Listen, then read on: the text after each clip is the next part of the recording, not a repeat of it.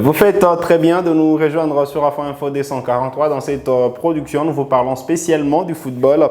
La République démocratique du Congo est dans le groupe F de la CAN 2023 avec le Maroc, la Zambie et la Tanzanie. Les tirages au sort ont eu lieu hier jeudi 12 octobre 2023 à Abidjan. Nous sommes en Côte d'Ivoire. Le groupe F est-il considéré comme l'un des plus relevés de la compétition? On en parle dans cette production. Mesdames et messieurs, restez avec nous.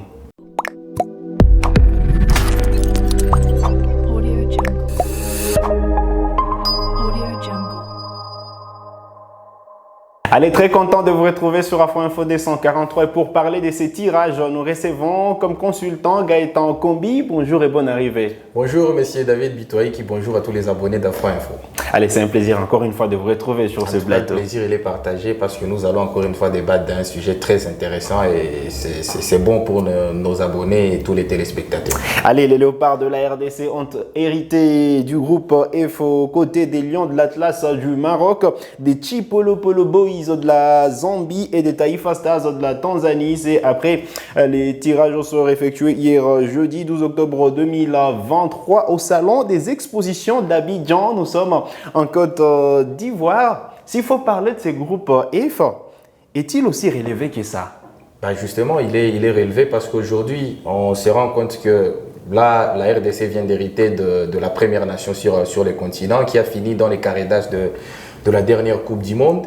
Il y a aussi la Zambie qui est bien présente dans des compétitions africaines, notamment pour son mérite d'avoir gagné la CAN 2015. C'est une sélection qui s'est refait. La CAN 2012. La CAN 2012, pardon, c'est une sélection qui s'est refait la santé depuis l'arrivée d'Avram Grant. Donc oui, c'est un groupe relevé, mais pas relevé comme tous les autres, mais c'est quand même un groupe le fameux groupe C avec les Sénégalais. Justement, c'est le genre de groupe où vous ne devez pas vous endormir parce que si vous perdez votre premier match, votre deuxième match, ça sera compliqué pour la suite.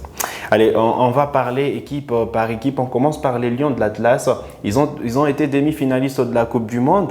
Quelle force disposent les Léopards pour justement se présenter devant ces Lions de l'Atlas, aujourd'hui considérés comme la meilleure nation de football en Afrique? Déjà, ce qui me fait penser que la RDC peut faire quelque chose face au Maroc, c'est le fait que le Maroc révulse complètement les statuts de favoris. Il ne l'aime pas, il n'aime pas ces statuts de favoris. Rappelez-vous de la CAN 2000, à partir même de la CAN 2015 où ils sont venus, on a senti que c'était une génération absolument dorée, les débuts de la génération de Hakim Ziyech et tous les autres. On se disait que le Maroc était favori. Mais encore là, on a vu que le Maroc s'est sabordé lors de cette CAN-là, puisqu'éliminé en quart de finale face à l'Égypte. 2 ans plus tard, c'était en 2017, c'était absolument comment dirais-je, le Maroc qui était au summum en termes il faut préciser, cette année-là, la RDC avait battu en phase de groupe le Maroc. Oui, justement, c'était le Maroc d'Hervé Renard, une équipe qui venait de phase éliminatoire absolument étincelante et on se disait que c'était l'équipe grandissime favorite pour les titres finales, mais le Maroc s'est fait éliminer par les Bénin après avoir perdu face à la RDC, qu'on venait de le dire. Même cas de figure encore en 2023 où le Maroc s'est fait encore une fois éliminer par l'Égypte en quart de finale. Donc la première des choses qui me fait dire que la RDC peut faire quelque chose face au Maroc, c'est le fait que le Maroc n'aime pas du tout être dans le costume de favori. Allez, on va quand même parler des 4 dernières sorties entre la République démocratique du Congo et le Maroc. On commence par la récente confrontation le 29 mars 2022. Nous sommes au stade de Mohamed V et le barrage, match retour de barrage de la Coupe du Monde de la FIFA Qatar 2022. Le Maroc inflige 4 buts à 1 contre la République démocratique du Congo, 4 jours plus tôt, soit le 25 mars 2022, la République démocratique du Congo concédait un nul 1 partout au stade de Martyrs face à cette formation marocaine. Le 13 octobre 2020, c'était un nul 1 partout entre les deux formations en match amical. On se rappellera de ce premier but en sélection de Yohan Wissa face à cette sélection du Maroc. Et à la CAN 2017, le 16 janvier exactement, 1-0 en faveur de la République démocratique du Congo. De quoi dire que la RDC, s'il faut revenir sur les 4 dernières sorties, peut faire quelque chose devant le Maroc. C'est pas vraiment une aussi montagne que ça. Ben justement, on représente le Maroc comme une montagne au vu de sa dernière Coupe du Monde. Mais lorsque vous venez sur l'historicité de cette confrontation, vous vous rendez compte que la RDC tient quand même tête face au Maroc, bien qu'on se le représente comme voilà, une robustesse absolue. Encore, l'autre chose qui me fait dire que la RDC peut faire quelque chose face au Maroc, c'est le fait que le Maroc est toujours embêté par entre guillemets, des petites nations de football. Sur les 2 derniers matchs amicaux du Maroc, joués respectivement face au Burkina, certes, ils ont gagné 1-0 face au Burkina, mais on a vu que face au Cap-Vert, ils n'ont fait que 0 but partout. Dernièrement, le Maroc a encore concédé une défaite devant l'Afrique du Sud. C'était lors des qualifications de la CAN en 2023, 2-1. Oui, justement. Et donc, ce n'est pas une équipe imbattable. Ce n'est pas une équipe imbattable, c'est surtout une équipe qui souvent s'est fait balloter par des sélections a priori des outsiders de différentes compétitions, mais face aux grands. C'est ce que moi j'essaie de retenir de ces Maroc, c'est que face aux grands, face à la Belgique, on les a vus face à la Belgique, face au Portugal, face à l'Espagne. Ils sont capables de tenir tête aux grands, mais lorsque ils ont en face d'eux une sélection a priori faible, je ne vais pas utiliser ce terme parce que c'est un terme un tout petit peu rabaissant, mais une sélection qui potentiellement et techniquement est en dessous d'eux, on les voit directement en difficulté. Mais ce qui est sûr, la RDC est techniquement en dessous de cette formation du Maroc. Ouais, Au vu du potentiel de l'effectif, on sent que la République démocratique du Congo n'a pas encore atteint ces niveaux-là. Justement, c'est d'ailleurs pour ça que moi je me dis que le Maroc c'est l'adversaire idéal pour Sébastien Desabre, pour la RDC de Sébastien Desabre, parce que que vend-il Sébastien Desabre comme message pour ses joueurs, parce qu'il sait que techniquement en Afrique la RDC est peut-être certes dans les top 10 en termes de valeur, en termes de joueurs, en termes d'effectifs, en termes de qualité individuelle des joueurs, mais il sait que au devant de la RDC il y a quand même des grosses nations de football qui ont énormément de potentiel. C'est le cas du Sénégal, le cas du Maroc, de l'Algérie, de la Côte d'Ivoire, du Nigeria. Il y a tout un tas de sélections qui passent devant en termes de potentiel, mais que vend-il Sébastien Desabre comme message pour ses joueurs?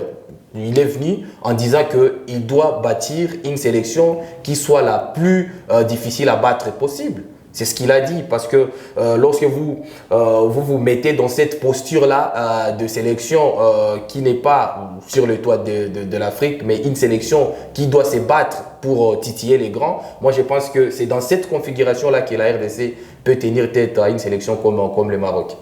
Allez, la République démocratique du Congo, on l'espère, elle pourra justement tenir tête face à cette sélection du Maroc que la RDC affrontera lors de la 2e journée, parce qu'en ouverture, la RDC va commencer face au Chipolo Polo Boys de la Zambie. On va parler de cette sélection également qui aujourd'hui est en nette progression. La dernière confrontation entre la RDC et la Zambie remonte de la CAN 2015 organisée en Guinée équatoriale. C'est un partout et voilà, c'est quand même une équipe forte qui est en train de grandir avec un effectif, avec des joueurs déjà qui se connaissent. Oui, justement, des joueurs qui se connaissent. D'ailleurs, la CAN 2015 dont vous venez de me faire des souvenirs glorieux d'un but, je crois, c'était Yannick Bolasie. Yannick Bolasie. Voilà, donc oui, c'est une équipe zambienne un peu particulière, qui a à sa tête un grand sélectionneur, un grand entraîneur, Avram Grant, qui a quand même une très longue expérience dans la sphère footballistique. Il a été finaliste de la Ligue des Champions en 2008 avec Chelsea, la Ligue des Champions de l'IFA, perdu face à Manchester United de Ronaldo. Après, il a été aussi finaliste de la CAN 2015 avec le Ghana, perdu aussi au tir au but face à la Côte d'Ivoire. On se rappelle de cette CAN où la RDC a fini 3e. Évidemment. Et donc, c'est quelqu'un qui maîtrise très bien le rouage du football. C'est quelqu'un qui est venu dans la sélection zambienne. Et qui connaît déjà aujourd'hui le football africain. Oui, justement, qui connaît très bien le football africain. D'ailleurs, en témoignent les cycles de victoires, voilà, les cycles positifs actuellement de la Zambie. La Zambie a perdu son dernier match officiel. Ça remonte au 3 juin 2022. Donc, c'est une sélection qui est sur une très très bonne dynamique, qui est sur une courbe ascendante tout comme la République démocratique. La Zambie qui a récemment battu la Côte d'Ivoire. Oui, justement, qui a battu, qui a balayé la Côte d'Ivoire parce que c'était une raclée de 3-0. Donc, cette sélection zambienne, menée de main de maître par Avram Grant, a réussi aussi à faire cette symbiose entre le vétéran en quelque sorte et les nouveaux joueurs. C'est le cas de Stopira Sunzu, l'ancien du TP Mazembe qui a encore une fois rejoint la tanière et qui joue un rôle très capital. Il y a aussi l'ancien du TP Mazembe Mouepou qui est aussi revenu et qui d'ailleurs compose avec son frère. Après, avec cette génération des champions d'Afrique de 2012, il y a aussi les jeunes qui sont en train d'arriver. C'est le cas, la figure emblématique, c'est Patson Daka de Leicester qui est là. Il y a aussi très séduisant également. Très séduisant. Il y a aussi les garçons comme Kennedy Moussonda, dont j'ai eu le privilège de suivre les matchs avec Young Africans. Donc, on sent que c'est cette alchimie-là qui est en train de créer Avram Grant dans cette sélection et ça en fait aujourd'hui une des sélections à prendre au sérieux à la prochaine Coupe d'Afrique Nation. On sait que les voisins de la RDC ont été difficiles à manœuvrer en ce qui concerne de matchs de football. Est-ce que faut-il craindre vraiment, réellement cette sélection zambienne? Oui, justement, parce que même en termes d'écart entre la RDC et la Zambie au classement FIFA, la Zambie est quand même 16e au classement FIFA pendant pas si loin que ça. Pas si loin que ça, pendant que la RDC est 12e, donc il n'y a que 4 marges d'écart entre les deux sélections. Oui, c'est une sélection à prendre au sérieux. Pourquoi? Parce que elle dégage presque les mêmes particularités que celle de 2012, qui en ont fait le champion de 2012. C'est une sélection extrêmement combative, c'est une sélection qui ne repose pas forcément sur de grosses individualités. Il n'y a pas, mis à part peut-être Patson Daka, qui joue un peu au haut niveau, bien qu'aujourd'hui Leicester soit déjà en championship, mais on sent quand même que collectivement, il n'y a pas un arbre qui cache la forêt. C'est un peu comme cette génération de Renford Kalaba, de Christopher Katongo, où c'est plutôt le collectif qui était mise en avant et aujourd'hui on voit que cette sélection repose sur les mêmes bases. C'est aussi aujourd'hui un groupe qui vit bien. On sent que voilà, ça dégage une belle ambiance. Il faut dire que lors des éliminatoires de la CAN, ils ont partagé le même groupe avec le pays organisateur. Ils ont terminé en tête avec 12 points dans 5 sorties. Ils ont fait un seul match nul pour 4 victoires. C'est de bon augure pour cette sélection zambienne. Et surtout là où j'ai découvert les vertus de cette sélection, c'est lors du match. C'est absolument leur meilleur match de ces éliminatoires contre la Côte d'Ivoire à Lusaka, où ils ont complètement balayé les Ivoiriens. Moi, j'ai découvert les vertus de cette sélection à partir de ces matchs-là. C'est une sélection qui ne lâche rien. C'est une sélection qui, que vous soyez le Maroc, que vous soyez le Sénégal, que vous soyez la Côte d'Ivoire, que vous soyez même l'Espagne, j'imagine, elle va forcément vous regarder dans les yeux et va vous tenir tête et va vous combattre. Donc, ce sont les mêmes vertus, comme je venais de dire, que celles de 2012. Et je pense que cette sélection zambienne a des particularités qui ne correspondent pas forcément à celle du Maroc, vu qu'il n'y a pas de joueurs de grosses stars. Il n'y a pas vraiment de grosses stars comme le Maroc, qui ne correspondent pas non plus à celle de la RDC, mais c'est quand même une équipe à part. Alors, c'est quoi la force? C'est quoi la force de la RDC que doit présenter la RDC face à cette sélection zambienne? Du sérieux, beaucoup de concentration, beaucoup d'humilité aussi, comme on les voit depuis que Sébastien Desabre est là. Ne pas se dire que oui, je joue les 16e,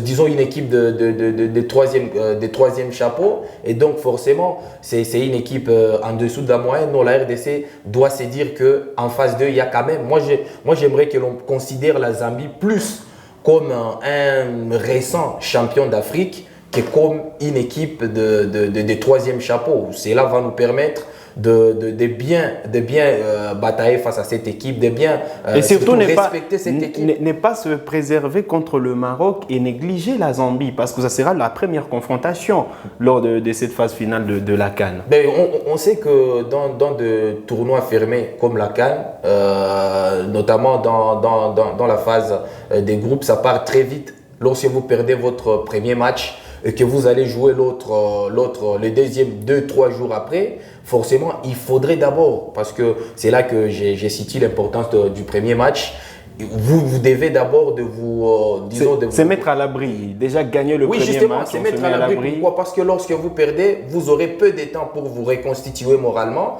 Vous aurez peu de temps pour, voilà, pour vous préparer encore une fois psychologiquement avant d'aborder le deuxième match. Donc, il faudrait pour la RDC de ne pas surtout perdre le premier match afin de se mettre en difficulté contre le Maroc. Allez, on va parler de ce troisième adversaire qui est la Tanzanie, les Taifa Stars, qui sont qualifiés pour la deuxième fois de leur histoire à la phase finale de la CAN après celle de 2019. Alors, le Taifa Stars viennent à la CAN avec l'argument. C'est entre guillemets les petits poussés du groupe. Une équipe qui n'a gagné que 2 matchs pour se qualifier à la CAN. Bien sûr, ils ont fait un match héroïque 0 partout à Blida face à l'Algérie. Oui, bien sûr, l'Algérie a fait totalement tourner son effectif parce que les 11 de départ habituels de Djamel Belmadi n'étaient pas au rendez-vous. Mais quand même, c'est une équipe qui reste sur une progression parce que auparavant, à la CAN, ils n'y étaient même pas. C'était un rêve pour eux, mais on les a vus en 2019. Aujourd'hui encore, ils reviennent dans leur zone de développement, la zone Est, pardon. Ils étaient très dominés par l'Ouganda. C'est l'unique équipe qui représente la partie orientale de l'Afrique. Oui, justement, et ce qui est symbolique, c'est qu'ils ont sorti l'Ouganda. L'Ouganda qui avait déjà absolument pris les rênes de cette zone-là, de la zone Est. Donc, c'est une sélection aussi qui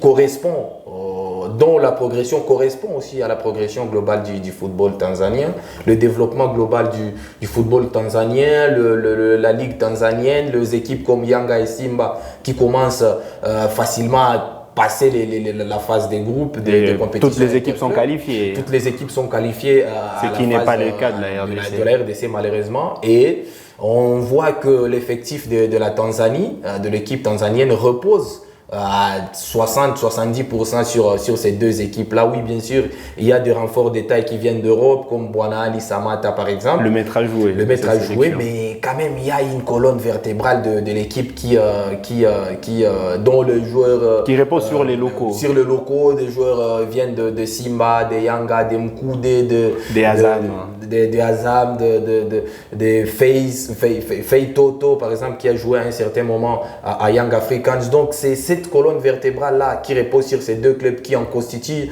la principale force, à mon avis. Et donc, moi, je pense que là, la RDC est devant un impondérable selon lequel elle va finalement faire face à une équipe à la particularité très africaine. Et donc, il faudra, pour Sébastien Desabre, vu qu'il connaît le football africain, il connaît les sélections de la partie Est et les particularités. Lorsque vous voyez l'Ouganda, vous voyez que c'est pratiquement les mêmes particularités que la Tanzanie. Donc, moi, je pense que là aussi, Sébastien Desabre a de quoi avoir des ressources avant de s'y prendre. Alors, on va parler des 2 dernières sorties entre la RDC et la Tanzanie. C'était lors des éliminatoires du mondial de la FIFA Qatar 2022. À Lubumbashi, c'était un partout.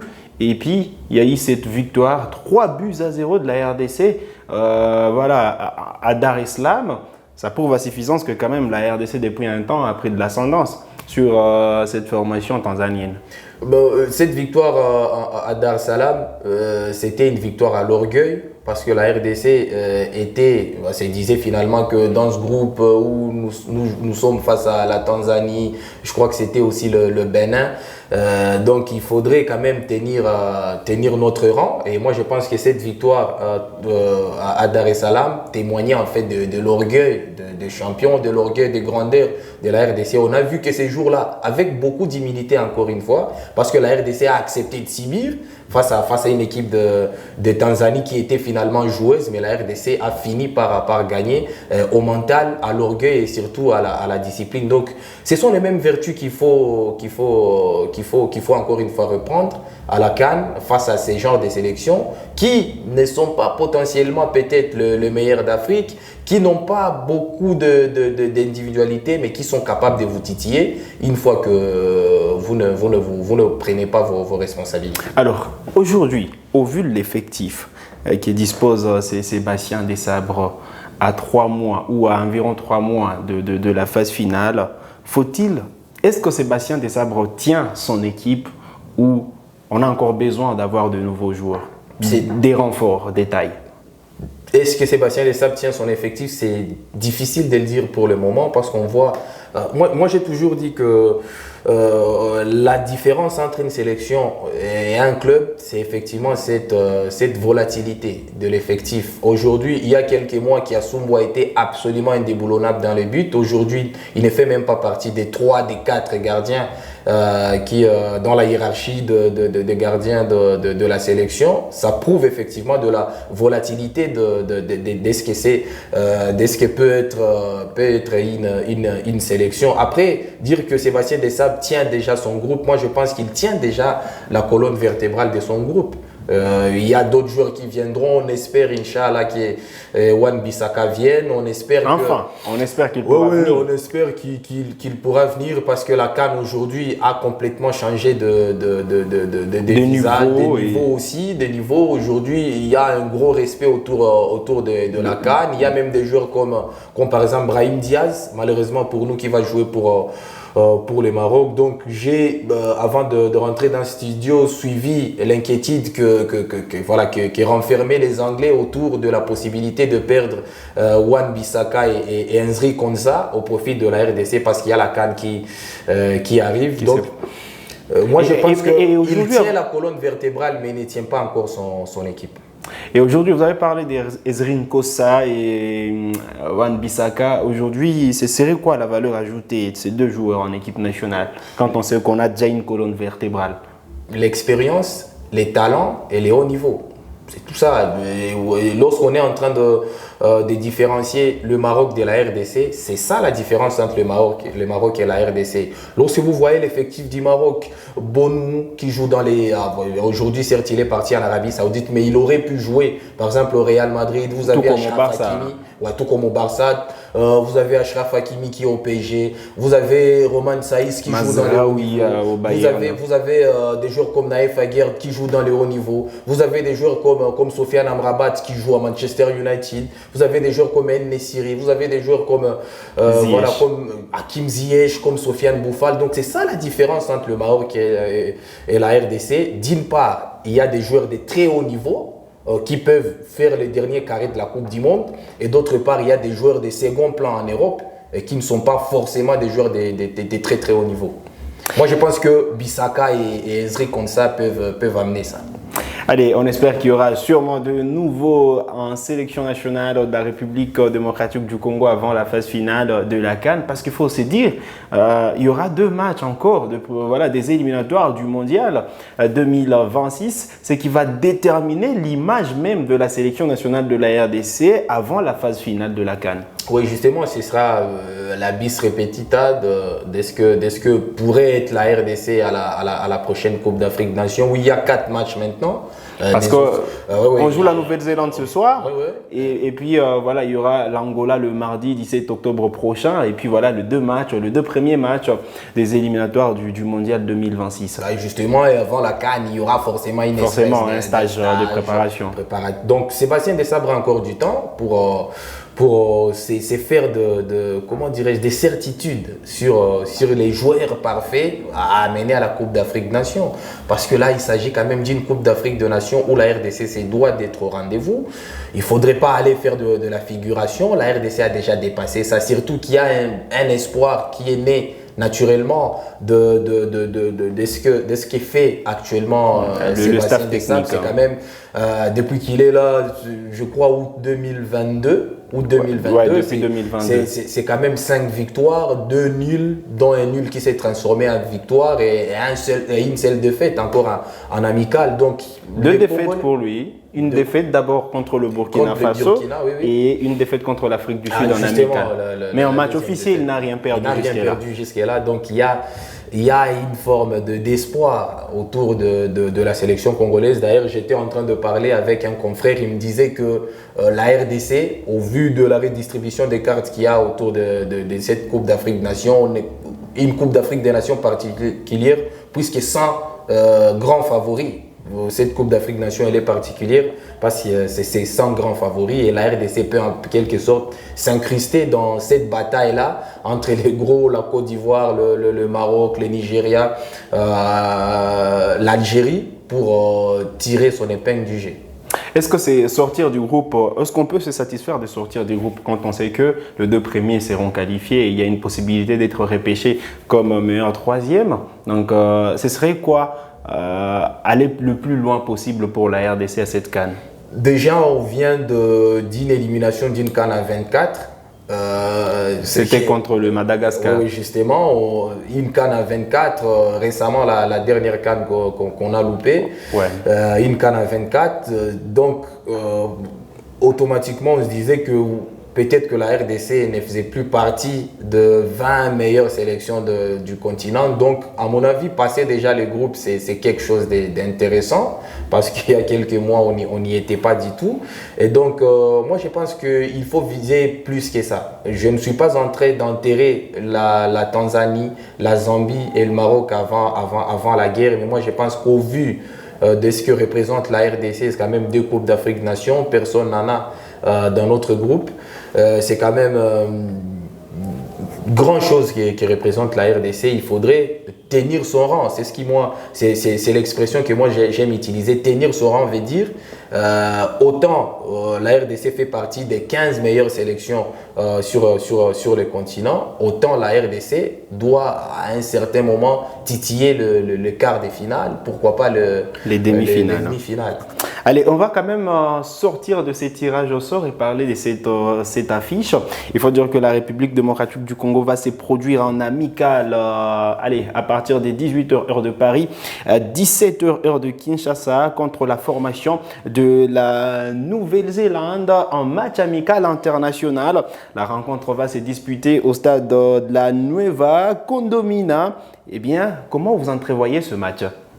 Bon, un match intéressant, surtout qu'il fallait jouer face à un mondialiste et on sait que la Nouvelle-Zélande, c'est une équipe sur papier qu'on nous présente trop joueuse. Donc, c'est une équipe qui a certaines particularités avec le Maroc, bien que le Maroc de Djamel Belmadi n'est pas du tout une équipe joueuse. Donc, le Maroc des Regragui. Disons des Regragui, excusez. Donc, moi, j'aurais voulu que ces matchs, malheureusement, c'était impossible, que ces matchs puissent être la suite logique du tirage au sort. Trouver des adversaires, ces genres de matchs amicaux, trouver des adversaires qui répondent aux caractéristiques des équipes contre lesquelles nous jouerons dans les phases des groupes de la Coupe d'Afrique des Nations. Malheureusement, c'est impossible. On est obligé de se rabattre sur des équipes qui ont déjà joué au moins une phase finale de la Coupe du Monde, la Nouvelle-Zélande et l'Angola. Donc oui, moi je pense que c'est surtout l'importance de ces matchs, c'est surtout la possibilité de Sébastien Desabre d'intégrer encore une fois des nouveaux joueurs, des nouvelles figures qui sont arrivées. Il y en a eu 4. Il y en a eu 4. Il y a Grady Diangana. C'est peut-être la raison pour laquelle on a laissé se reposer Wissa. Il y a aussi des Bayeye, je crois. Brian Bayeye, des Ascoli en série B. Justement, le retour des Chibola, il faut aussi peser son retour et son importance dans l'effectif. Donc c'est un match important, un match amical important à 3 mois d'une Coupe d'Afrique Nation. Allez, il faut dire qu'après cette rencontre, la République démocratique du Congo pourra encore une fois affronter les Palancas Negras de l'Angola le mardi 17 octobre prochain. Allez, vous nous avez laissé des questions sur l'heure de la rencontre. Il faut dire que voilà, ce match va se disputer à partir des 18h heure de Paris, 17h heure de Kinshasa, 18h heure de la partie orientale de la République démocratique du Congo. Nous arrivons au terme de cette production sur Afro Info 243. Gaëtan, merci d'être passé. Merci beaucoup, monsieur David Bitoy. C'était un plaisir de parler encore une fois de l'équipe nationale sur ce plateau. C'est fut un plaisir très partagé. On espère vous retrouver très bientôt. C'est assuré. Allez, vous êtes nouveau à la chaîne, cliquez sur s'abonner, activez la cloche des notifications pour ne manquer aucune de nos prochaines publications. Likez cette vidéo si elle vous a plu et merci de nous avoir suivis. Salut.